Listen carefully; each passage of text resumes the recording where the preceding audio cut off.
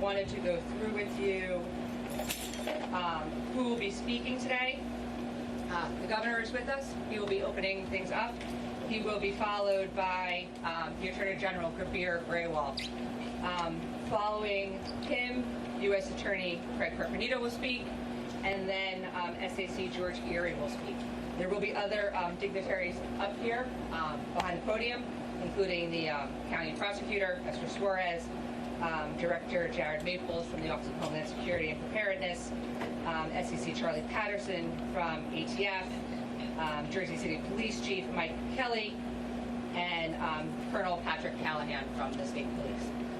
We will be taking a couple of questions afterwards.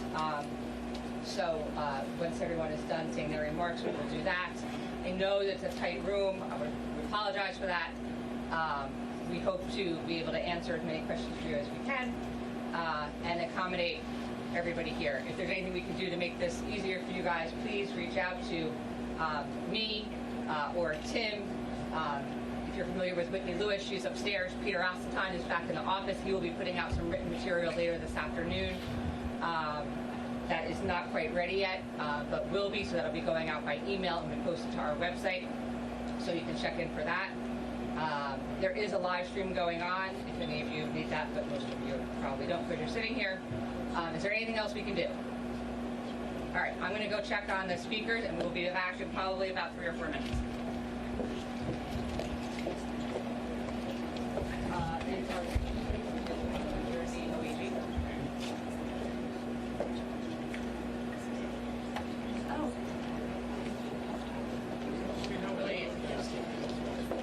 And I was just told I got SEC Erie's first name wrong, so it is correct on our written materials, but apparently I read it wrong. It's Greg Erie, just so in case you were quoting me on that.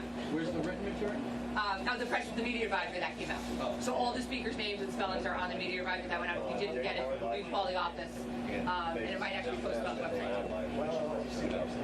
It's nj.gov/NJOHA. Is it written in chronological order on paperwork? On the speakers, no. If someone in the room in the back there can open up and crack that window, you're welcome to do so. The person in the gold back there, if you can crack that window. Is there a folder? It's a side window. Yeah, I know. That's the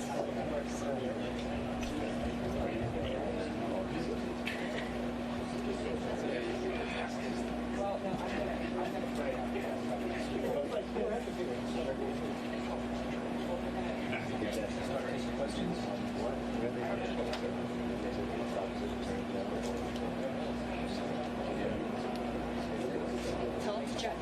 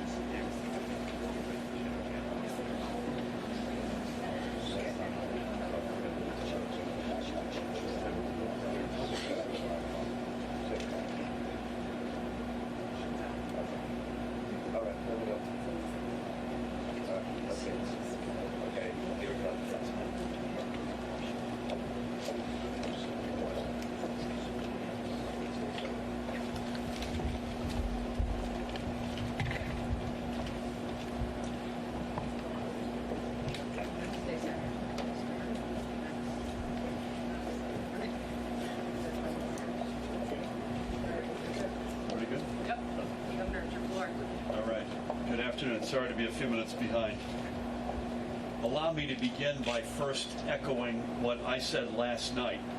If not for the tremendous work of law enforcement, from the immediate response of the Jersey City Police Department, to the support from the state police and local and federal agencies, today we would be coming to terms with a much starker reality.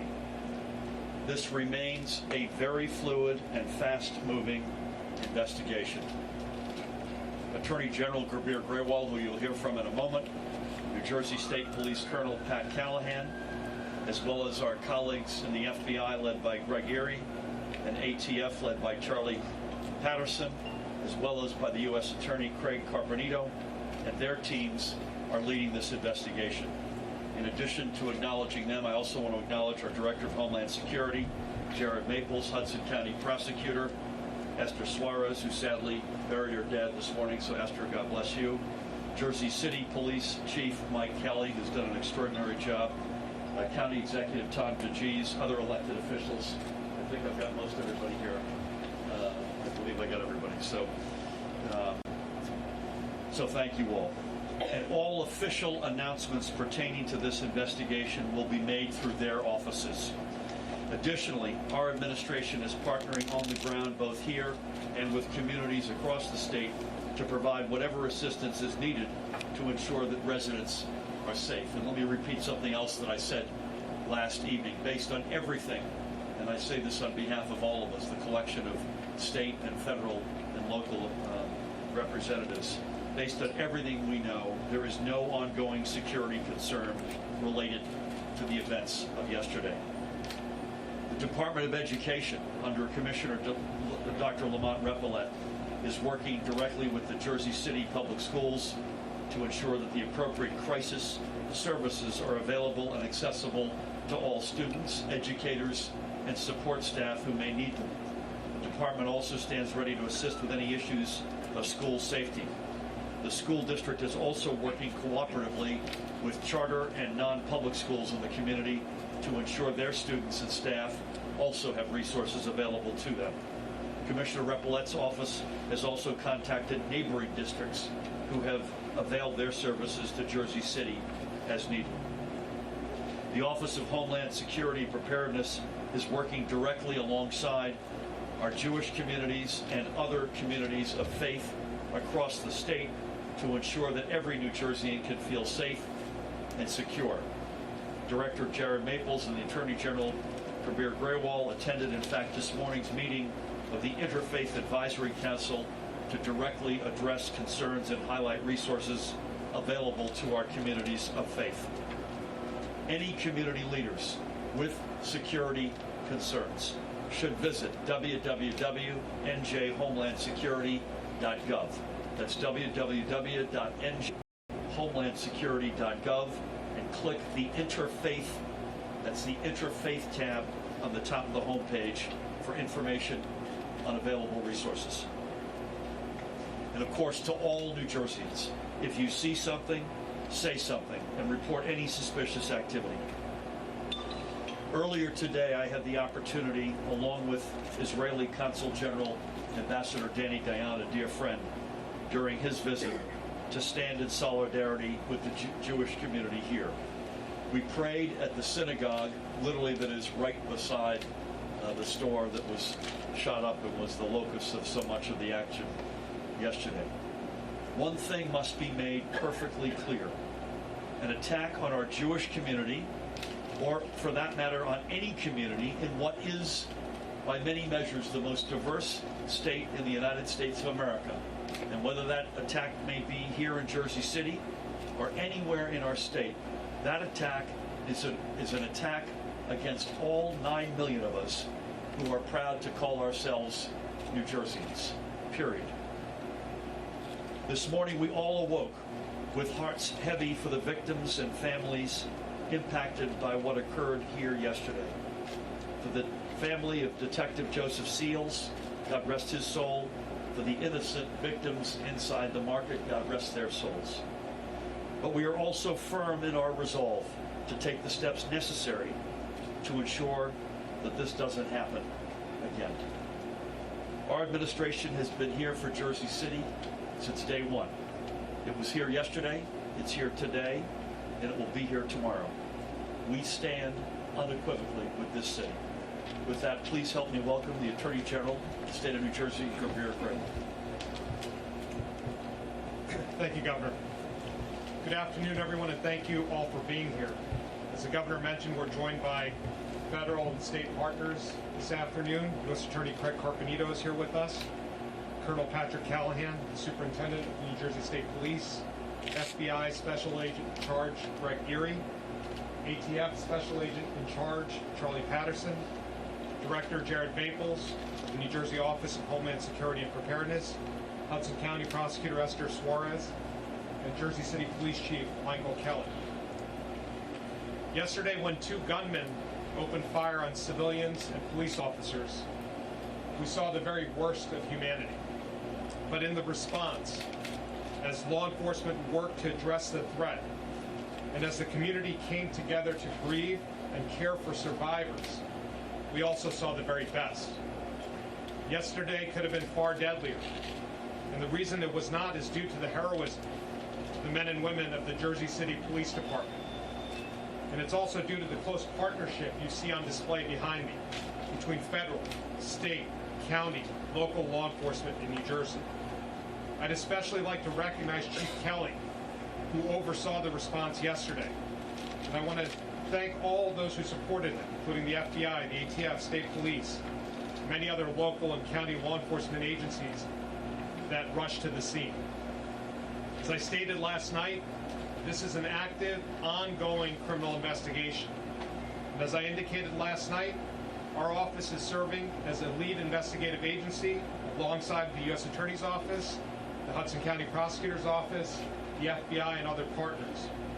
As we speak, right now we are working to learn more about the shooter's motivations and whether anyone besides the two gunmen may have been involved.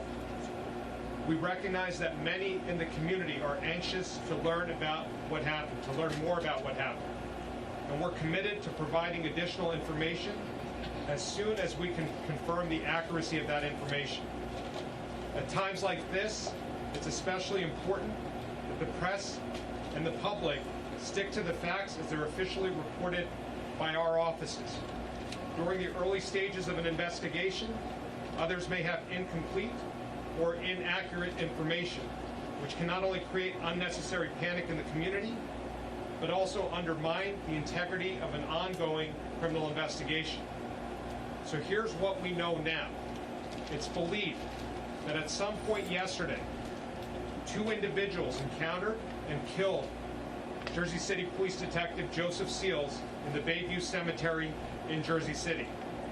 The two suspects are David N. Anderson, age 47, date of birth October 20th, 1972, and Francine Graham, age 50, date of birth April 28, 1969. Both of them are deceased. Thereafter, at approximately 12:21 p.m., a white U-Haul van driven by Mr. Anderson parked directly across the street from the JC Kosher supermarket, which is approximately 1 mile from the cemetery. Within seconds of arriving, Mr. Anderson exited the driver's side door of the U-Haul with a rifle in his hand. He walked towards the JC Kosher supermarket and immediately began shooting. Miss Graham, the passenger in the van, followed Mr. Anderson into the store. From that point on until the conclusion of the event, the two suspects remained inside the store. Inside the supermarket, the suspects encountered 4 civilians. 3 of these civilians were killed, and 1 survived a gunshot wound. Those killed were Mindy Ferenz, M-I-N-D-Y, F-E-R-E-N-Z, age 32, date of birth December 23rd, 1987. Miguel Douglas, age 49, date of birth February 8th, 1970. Moshe Deutsch, D-E-U-T-S-H, age 24, date of birth July 7th, 1995. The survivor was able to escape the store at the beginning of the incident, and we are not providing his name at this time. At approximately 12:38 p.m., the Jersey City Police Department received a 911 call from an individual who discovered the body of Detective Seals.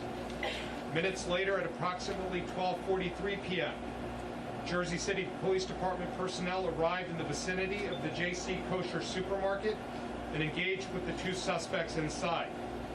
A long, protracted shootout followed, and at approximately 3:25 p.m., a police armored vehicle broke through the entryway of the supermarket. And then at approximately 3:47 p.m., the law enforcement incident ended when the officers discovered the bodies inside the supermarket. As soon as the shootout ended, law enforcement began processing the scene, including numerous items of evidentiary value. Among others, we've obtained digital and documentary evidence which we are currently reviewing for indications about the suspect's possible motives. We know that there is significant speculation about the shooter's motives. We're not in a position at this time to say definitively why the suspects decided to stop in front of the supermarket and begin firing immediately. We've recovered numerous firearms from the scene, and we're processing ballistics evidence. We also recovered a pipe bomb, and I'll let our FBI partner speak to that. That's all the information we are ready to provide at this point. We plan to provide you with additional updates tomorrow at noon from this same location. Let me address a few other points. First, we're in the process of identifying all available video footage from yesterday's incident. And we hope to release it to the public as soon as possible. Just last week, our office updated our rules regarding the release of such footage, and we intend to comply with those rules in this particular case. And as is standard practice, we will release the footage once we've completed the interviews of all available material witnesses and gathered physical and documentary evidence most relevant to this case. Second, as is the case in any investigation, we look to the public for further investigative leads. If you have information regarding yesterday's shooting, please call the New Jersey State Police at 609-963-6900. Third, members of the public, especially in Jersey City, should be vigilant about scams that try to take advantage of yesterday's tragedy. U.S. Attorney Carpenito will speak about that further, and we ask that you report this activity to the FBI. Finally, and on a more personal note, let me say that all of us in law enforcement stand with Jersey City, a city that's still reeling today. This is the city where I was born. This is a city where so many people from so many corners of the globe first step foot into this extraordinary country. This is a city where, in fact, a kosher supermarket stands proudly across the street from a Catholic school, down the block from a Dominican bodega, on a street named after Dr. Martin Luther King. It's a city of Chinese grocers and Indian shopkeepers and recent college graduates, all striving for a better life in the shadow of the Statue of Liberty. Jersey City is an American city, a city that reflects the values and the strength of our nation and of the state that we all proudly call home. Yesterday, that city came under attack. Not just the city, but the values that this city stands for. And we will respond as we have responded in the past. And we recognize that many in the community, by coming together, by working together, and by grieving together, and showing that we are stronger than the hate that fueled this terrible tragedy. And I can assure you that my office and the offices of everyone standing up here will do everything that they can to ensure the safety of the community and to defend the values that made this city a beacon for so many. With that, I want to turn it over to our partner in these efforts, U.S. Attorney for the State of New Jersey, Craig Carpenito. Craig? First, I want to start by sending my heartfelt condolences to the families of yesterday's victims. Yesterday, Detective Seals woke up in the morning to do what he's been doing for the past 17 years, going out on the street to protect Jersey City citizens. And he paid the ultimate price. The 3 civilian victims woke up in the morning going, to their jobs, to do what every American wants to do, to work, to provide for their families. And they lost their lives because of the acts of two cowards. I'm not going to reiterate and go through everything that Governor Murphy said or Attorney General Graywall said already, but what I can tell you is that we're working hand in glove, all the partners behind us. And I stand by their statements, we agree with their statements, and I hope that you can be understanding of the fact that we have to be careful about providing incremental information about sensitive investigations, because sometimes incremental and incomplete information and speculation can lead to a very misleading narrative. And quite frankly, I think the families and loved ones of those who lost all 4 victims yesterday, the law enforcement victims, and the civilians, deserve better than to hear iterative leaks throughout the press process of information that may or may not be accurate or misleading. So please be patient with us as we work through and we try to get a complete and accurate story before we decide to go public with the facts that we know. What I can tell you and assure you is that we're on it. We've been on it for the last 24 hours. We're sharing information cooperatively up here, and we're going to get to the bottom. And when we do, we're going to talk about it. But until then, we ask you to be patient with us. I'm going to turn it over to SAC Craig Derry of the FBI, who can give you a little more information with regards to the bomb. He was present that day. Before I do that, I also want to say I can't believe what I'm about to say, but on top of the tragedy of yesterday, we found out last night that a reprehensible group of people are online trying to profiteer off of the misfortune of others. And they're creating fake GoFundMe pages to try and solicit donations purportedly for the families of these victims to line their pockets. I can't find the words of how disgusting this conduct is. What I can tell you is we're looking at it, we're investigating it, and if anyone has any information about any of these pages, if you have donated money to any pages that were set up last night for any of the victims, you should contact the FBI, because my understanding is that last night there were no official, legitimate GoFundMe sites or pages set up to solicit money for any of these victims.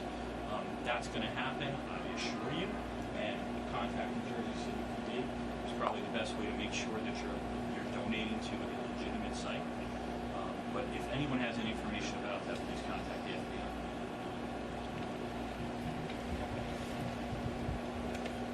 Good afternoon. My name is Gregory Erie. I'm the Special Agent in charge of the FBI's Newark, New Jersey field office. First and foremost, to echo what you've heard before, our thoughts and prayers are with the families and the victims of this tragic, senseless event. I would be remiss if I did not point out our friend and colleague, Mike, who led in a tremendous effort to end this threat, despite having lost an officer and stayed in charge of all operations. The FBI will continue to collaborate with our local, state, and federal partners as we try to find the motivation behind this event and make some sense of what, in some ways, is senseless.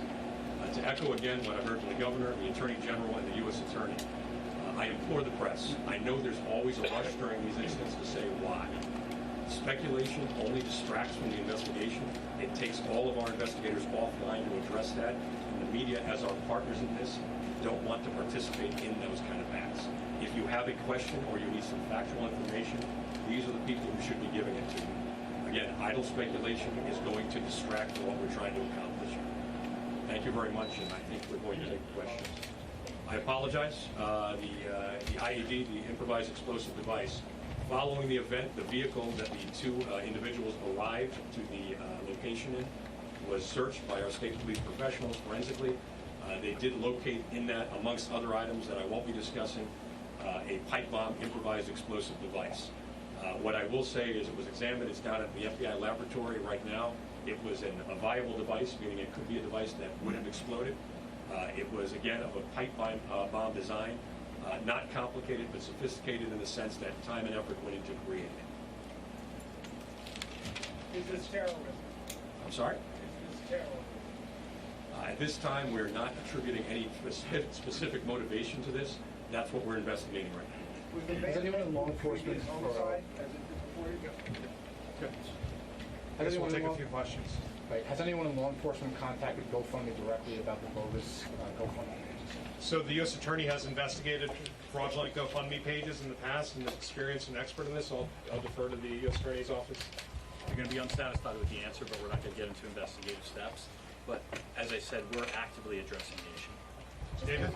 General, the governor has mentioned, I believe you mentioned as well, that there is no credible threat that we are aware of right now as far as any additional security concerns. I was wondering if you could comment on that. Perhaps, Governor, you could as well. And Director Maples, obviously the Jewish community in New Jersey is concerned about this because there was an attack on a kosher supermarket. What, if anything, is your office doing and working to make security a front burner issue for these people? So I'll take the lead on that. The governor mentioned it, and the director and I were at the Interfaith Advisory Council meeting this morning to speak with our faith communities across the state, to inform our faith communities that we are here as partners if there are concerns, particularly at this time of year as there's more religious gatherings and things of that nature, to reach out to us, to always report anything suspicious, as the governor mentioned, that if they are the victims of any type of bias or hate, to report that through the appropriate channels, and that we will follow up on any and all of those leads. And I think those are some of the steps we've taken, and we'll continue to have engagement with all faith communities across the state at this difficult time. Just to clarify, when suspects got to the store, they immediately shot and killed, with the exception of the person who escaped, everyone inside. Was anyone still alive when police arrived at the scene? So what I can say is what I said in my remarks, is that upon arriving at the scene, Anderson got out of the vehicle with the rifle and began shooting almost immediately, walking into the store. Now, one person escaped with a gunshot wound and is recovering fully. The three individuals who remained in the store, the wife of the owner, a worker, and a customer, are all now deceased. Now begins a difficult task for us to determine which bullets and to whom they're attributed, but our belief is that they were killed almost immediately upon the two suspects entering the location. Where was that person shot, the one man? We're not going to give locations of gunshot wounds for any of the victims in this case. Autopsies are ongoing, investigations ongoing, and we're doing the ballistics work. Was he alone We'll in go the right here. cemetery? You said that Anderson had a long gun. Was Graham armed as well? So that's not a detail we're sharing at this point. We're just, the information we're sharing right now is what I provided, and as I mentioned, we'll be back here tomorrow at noon to provide additional information as the investigation proceeds. General, you said that there was a call made about Detective Seals. Was he alone when he met with these suspects? So the circumstances of the killing of Detective Seals is still under investigation as to when it transpired, how it specifically transpired, and that's an investigation that remains ongoing. And again, we will be back when we are able to share more information. We will share it. General, was there a relationship between this incident and the killing that happened in Bayonne on the weekend? I will say this, and that's an investigation that Prosecutor Suarez's office is running. The two suspects who are deceased in this case, the two decedents, Anderson and Graham, are our prime suspects in the Bayonne Uber driver killing. Are you talking at all about the fact that there is this Black Israelites connection, or the fact that they posted, at least one of the suspects, posted anti-Semitic remarks online? Again, the why and the ideologies and the motivations, that's what we're investigating, and we want to be thorough and we want to be accurate before we come back with more information. Have you ever In the back. Have these individuals been investigated before? Do they have any type of criminal history? We're Or not- are they residents of the state? We're not going to comment on that. Any idea how many shots were fired in total during the gunfight? Nope. We processed the scene last night. It was a big scene, and that work now begins to assess which shell casings are attributable to which weapons and how many shell casings there are. And again, when we have more information to share, we will be back and we'll share that information. The evidence that you recovered, does it show anti-police? Right here. Minute was there was an act of terror. You guys are not on that. Do you have any comments on this going in an act of terror? All I could tell you is what our investigation is showing, and that's why I think everyone who spoke this morning said that the information about the investigation should come from here, and Craig Erie and his folks at the FBI and the U.S. Attorney's Office, we're all looking into the ideology and the motivations, and we want to be accurate, we want to be thorough, we want to be responsible when we come back with that information, and we will come back when we have We'll an have more answer. tomorrow? You did mention hate, sir, you did mention hate, but you haven't spoken freely about the ideologies. Is there a reason why this is classified as a hate crime? No one said what it's being classified as at this point. What we have said is that we're investigating the motivations for the killings, which, again, the facts are they arrived at a location, they got out and immediately began shooting. As to what precipitated that investigation, that hard work, the interviews, the review of documentary evidence, digital evidence, and other evidence is ongoing, and there are dozens of interviews that are being conducted. So until we have complete information, it'd be irresponsible for us to tell you what the specific motivations were. General, can I follow up on that, please? General. Good for today? Brian, let's do you and then Thank you. General, following up on what she said, the mayor of New York called it an act of terror, but has been shared with us an internal FBI memo that the SACs may be aware of, that it has been labeled as a hate crime. Is that an operating theory? Does the FBI just put that out there to warn people internally within the law enforcement community? Can you elaborate a little bit more on, or maybe the SAC can elaborate more on that? I'm not going to speak to what's been put out there. What I could tell you, and I'm not going to speak to how they initiate and open investigations and what processes they might go through to do that. All I can tell you is that we're standing in front of you telling you that we are conducting additional investigation before we reach any conclusions as to what the motivations were, what the ideologies were at play here or weren't at play here. And I think to be responsible, to be thorough, we need to take those investigative steps together before we could characterize this one way or the other. I think we're going to shut down here. We're going to wrap. I want to thank Esther Suarez for hosting us. I want to reiterate with the Attorney General is you're back here tomorrow at noon. And as they get more information, as we get more information, we'll share it with you. I also want to acknowledge Jersey City's own Senator Sandra Cunningham, who joined us, and Freeholder Stick Romano, I know, here, among other elected officials. Thank you all very much. Thank you.